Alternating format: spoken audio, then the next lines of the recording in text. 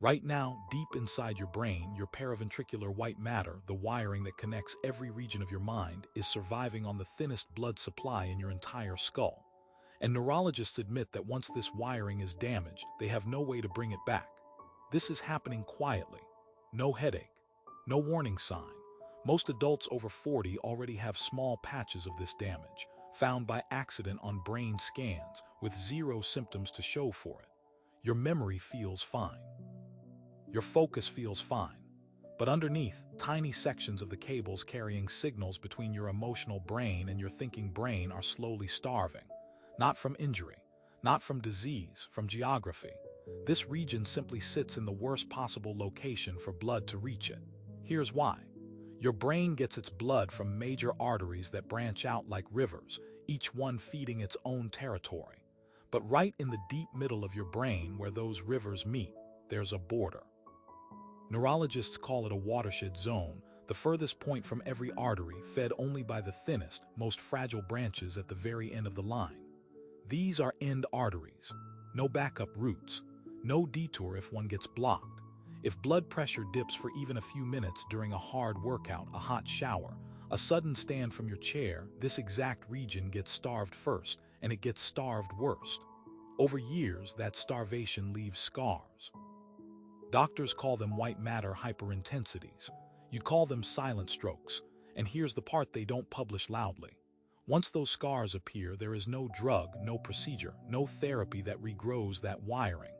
Neurologists can see the damage clearly on an MRI. They can tell you exactly where it happened. What they cannot do is reverse it. Every current treatment is aimed at prevention, controlling blood pressure, controlling blood sugar, never repair.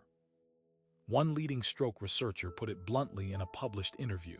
We can only slow the accumulation. We cannot undo what's already there. That's not a failure of technology. That's the current, permanent limit of medicine. So the obvious answer seems simple. Keep your blood pressure low, protect the vessels, done. But this is where it gets counterintuitive, and where the standard advice quietly backfires. Studies on nighttime blood pressure have found that pushing it too low while you sleep is just as dangerous to this exact region as letting it spike too high during the day. It's called nocturnal hypotension, and it's been linked directly to more white matter damage, not less.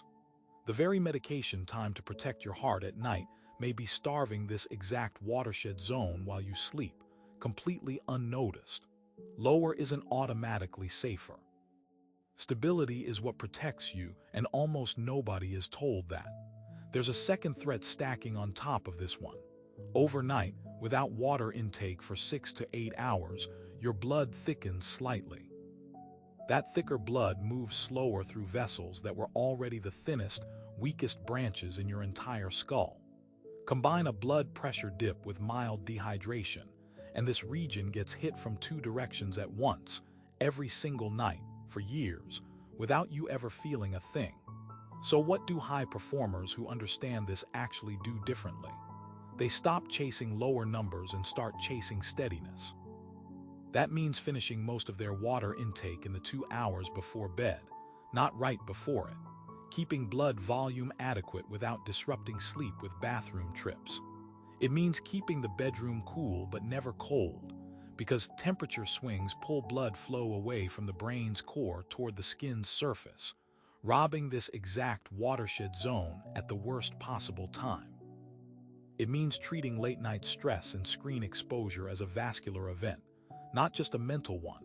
That adrenaline spike constricts the smallest vessels in your body, and the smallest vessels are exactly the ones feeding this region. And for anyone on blood pressure medication, it means one conversation with a doctor about timing, because a pill dosed for daytime protection can become a nighttime liability without either of you ever knowing. Tonight, the rule is steadiness, not suppression. Hydrate earlier in the evening. Keep the room temperature moderate. Give yourself 20 minutes without stress input before you close your eyes. None of this reverses damage that's already there.